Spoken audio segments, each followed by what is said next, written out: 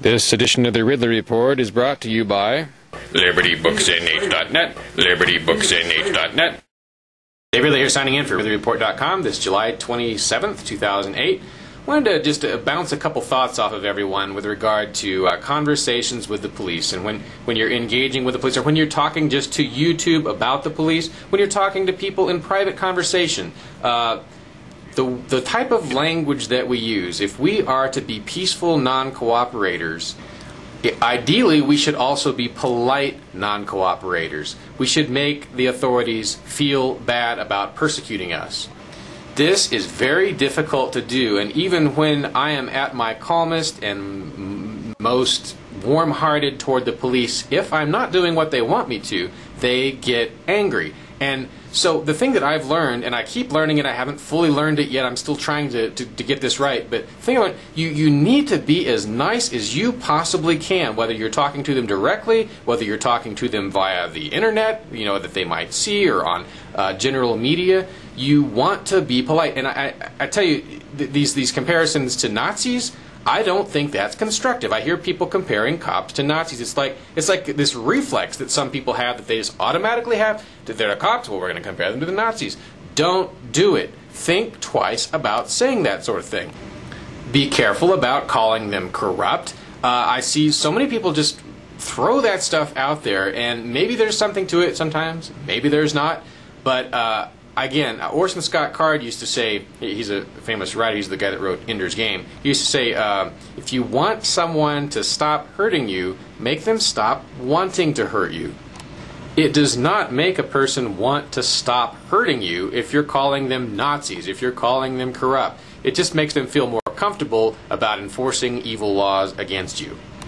Cops, for all their faults, are to some extent a last line of defense against tyranny, because when a bad law is passed, the person who's on the tip of the spear is the cop, and in many cases, in New Hampshire and elsewhere, police officers will hesitate to enforce certain obviously bad laws.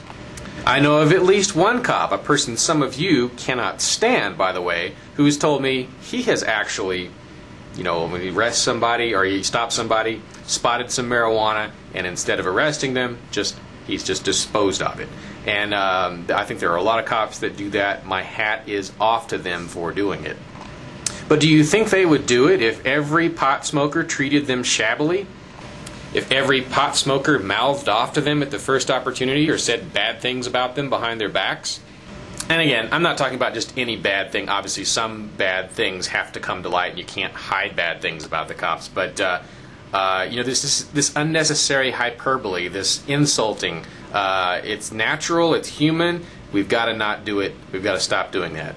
I can't make you, but I can try to stop doing it myself, and I certainly have done my best. Just remember, Orson Scott Card, you want someone to stop hurting you, make them stop wanting to hurt you.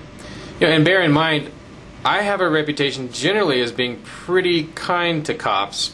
People say that, but you've seen, like, for instance, in this video that was shot in Manchester the other day, where I was not cooperating with them. I was trying to be as polite as I could, but I got a fair amount of grief and a lot of anger from the cops simply because I wasn't answering questions.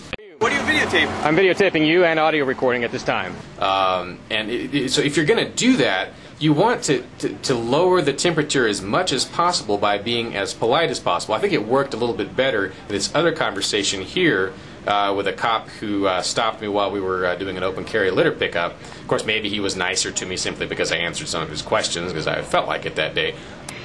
But our role should be, as nonviolent, peaceful, non-cooperators, our role is supposed to be to reduce escalation, not to increase it. And some of this, again, some of this hyperbole does not serve that purpose.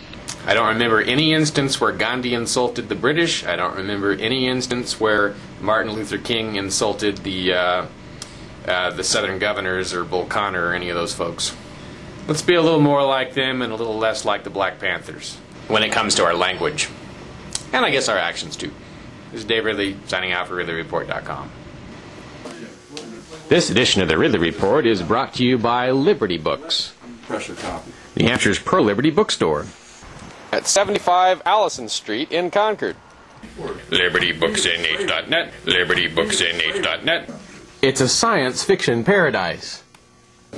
Your source for freedom-oriented books. A great place to socialize with other free staters. Check in here every time you visit Concord. LibertyBooksNH.net, LibertyBooksNH.net.